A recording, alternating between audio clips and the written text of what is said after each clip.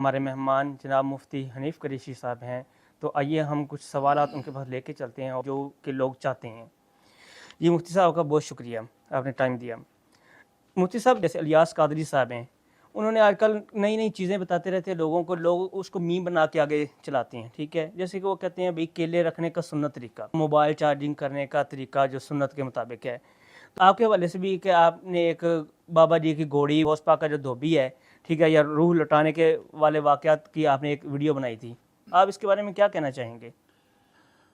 बिस्मिल्लाह वस्सलातु वस्सलामु अला रसूलिल्लाह।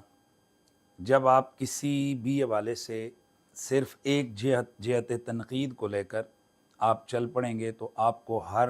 दूसरा आदमी गलत नज़र आएगा। और अगर आप अपने दिमाग की अपनी जो अक़ली अप्रोच है वो पॉजिटिव तरफ रखेंगे तो आपको कहीं भी कोई गलत नज़र नहीं आएगा। हमारे माशरे का यही एक अलमी है कि यहाँ पर उलमा की नेगेटिव चीज़ों को, जो कि बशर होने के तकाज़े से वो किसी से भी गलती हो सकती है कि जो हमें नज़र आ रही होती है, बाज़ औक़ात जो बंदा कोई बात कर रहा होता है उसका राउंड अबाउट कुछ होता है, उसका कोई ना कोई माँ सबक और माँ बात का कुछ लिंक होता है जिस पर वो गुफ्तगू करता है, लेकिन हम उसमें से चंद चीज़ें उठाकर हम उसको तनकीद का निशाना बनाते हैं। रह गया मामला मोहतरम क़िबला इलियास अत्तार कादरी साहब वाला, वो तो आप उन्हीं के साथ जाकर या उनके किसी दावत इस्लामी के ऑफिशियल से आप रब्ता करके आप कहें कि जनाब ये कहाँ लिखा हुआ है कि केला होता है और उस केले का एक मुंह होता है और उसको भी किबले की तरफ रखा जाए, तो ये कहाँ लिखा है, ये तो आप उनसे पूछेंगे। बाज़ औक़ात ये जो होता है, बाज़ लोगों का एक मोहब्बत होती है किबले के हवाले से, तो वो शायद उन्होंने उस हवाले से एक तसव्वुर किया कि यार हर चीज़ का मुँह जो है ना वो किबले की तरफ होता है, तो शायद ये केले का भी मैं मुँह उधर कर दूँ। तो इसमें आप एक देखें कि इनोसेंट सी अप्रोच आप इसको कह सकते हैं, नथिंग के इससे आगे आप मतलब इस पे हुक्म लगाएं, क्या कहेंगे इस पे, क्या मतलब एक जो मीम्स बनाने वाले हैं हम उनसे ये पूछेंगे कि वो इसको क्या कहते हैं, यानी ये क्या है।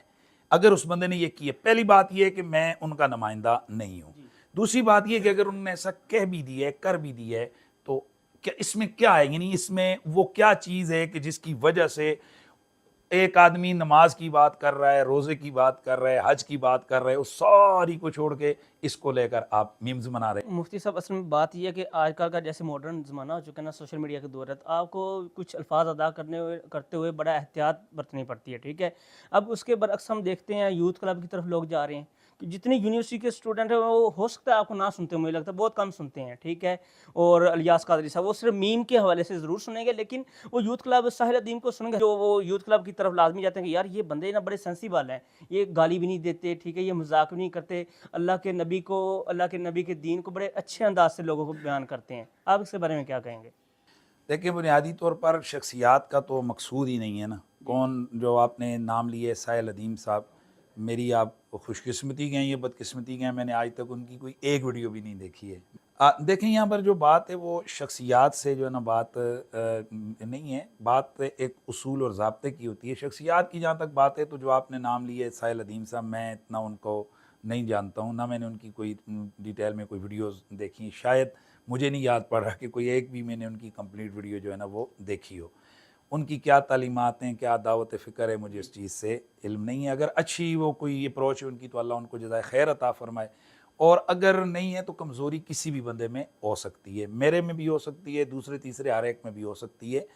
आपने जो मेरे वाले से कहा है वो जो है ना गौस पाक के वाले से कि जी धोबी के वगैरह, हाँ, देखिए असल में हम बहुत सारी दफ़ा किसी माक़बल और माँ बाद के हालात से नावाकिफ़ होते हैं, हमें ये पता ही नहीं होता कि हम किस सेंस में ये बात अगला बंदा कर रहा है। तो मैं बुनियादी तौर पर वो जो हमारा फ़रीक़े मुखालिफ यानी जो दूसरे मसलक के लोग हैं वो एक मामले पर हमारे ऊपर एतराज़ करते हैं कि जिसका नाम अली और नबी है वो किसी चीज़ का मालिक व मुख्तार नहीं,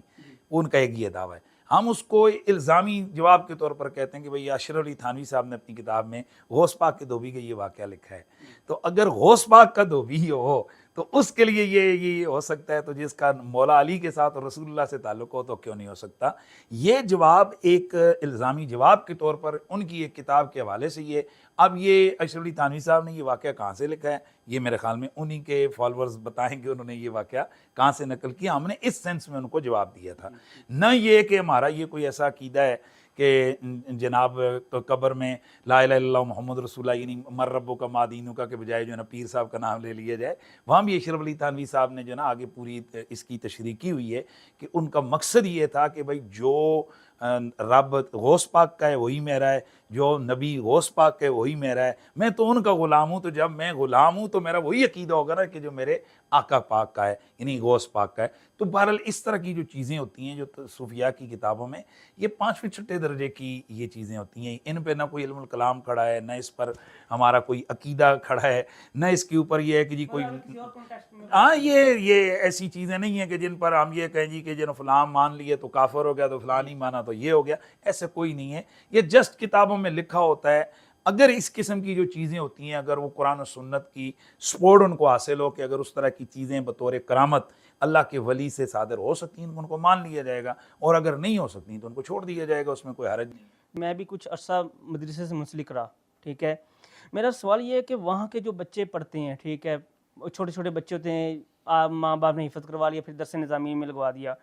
کیا ہمارے ان مدارس کے بچوں کو بیوروکریسی میں نہیں جانا چاہیے؟ کیا ان کو بڑے بڑے عہدے نہیں لینے چاہیے؟ کیونکہ بیوروکریسی ہماری ریڑھ کی ہڈی بن چکی اس ملک کی. اگر ہمارے یہی مدارس کے بچے پڑھے ہوں تو کیا ہمارا یہاں پہ نظام مصطفیٰ نہیں لائیں گے؟ آپ اس کے بارے میں کیا کہتے ہیں؟ اور دوسرا سوال میرا یہی تھا کہ جو مدارس کے بچے بیچارے یہاں سے فری ہوتے ہیں اور 20-20 ہزار ان کو تنخواہ مل رہی ہوتی ہے, کبھی وہ اس محلے میں جا کے پیدل پڑھا رہے ہیں, کبھی اس محلے میں, تو آپ نے اس حوالے سے کچھ کام کیے ہیں کہ جو ہمارے مدارس کے بچے جیسے فری ہوتے ہیں ان کو گورنمنٹ کی طرف سے جاب دی جائے؟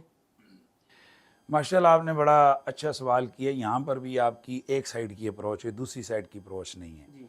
کویسچن یہ ہے کہ ایک آرمی ہے,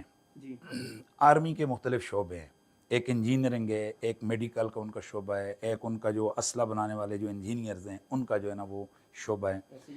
کویسچن یہ ہے کہ وہ جو میڈیکل والے ہیں ان کو اسلحہ بنانا کیوں نہیں سکھاتے وہ, اور جو اسلحہ بنانے والے ہیں ان کو میڈیکل کیوں نہیں سکھا رہے ہیں؟ ٹھیک ہے, نظام ہی خراب ہو جائے گا. کیوں کہ ان میں سے ہر ایک کی اس آرمی کے لیے ضرورت ہے. اسی طرح سے جہاں ایک ہم مدنی الطبع انسان, جہاں معاشرے میں ڈاکٹر کی ضرورت ہے, جہاں معاشرے میں ایک فوجی کی ضرورت ہے, جہاں معاشرے میں ایک طبیب کی ضرورت ہے, ایک انجینئر کی ضرورت ہے, وہیں آپ مسلمان ہیں, آپ کو ان لوگوں کی بھی ضرورت ہے جو گہری نظر سے جنہوں نے دین کو پڑھا ہو, جو آپ کی مساجد کو آباد کر سکیں اور جو آپ کی مذہبی ضروریات پوری کر سکیں. ایک ڈاکٹر کا کام ہے کہ وہ آپ کی طبی ضروریات پوری کرے. یہ کیوں نہیں آپ نے کبھی شور ڈالا کہ ایک جو ہے نا ڈاکٹر جو ہے تو اس کو سائنسدان بھی ہونا چاہیے؟ یہ آپ نے شور کیوں نہیں ڈالا کہ جس یونیورسٹی میں ایک بچہ سائنس پڑھ رہا ہے تو اس کو ساتھ ساتھ جناب فوجی بھی ہونا چاہیے؟ وہاں تو سارے کہتے ہیں کہ یار یہ تو ارریلیونٹ جناب والا یہ کویسچن ہے, او بھائی یہ کیا ہے, یہ کیا ضرورت ہے, وہ جو ایک شعبے کے لیے تیار ہو رہا ہے تو اس کو اسی طرح ہونا چاہیے.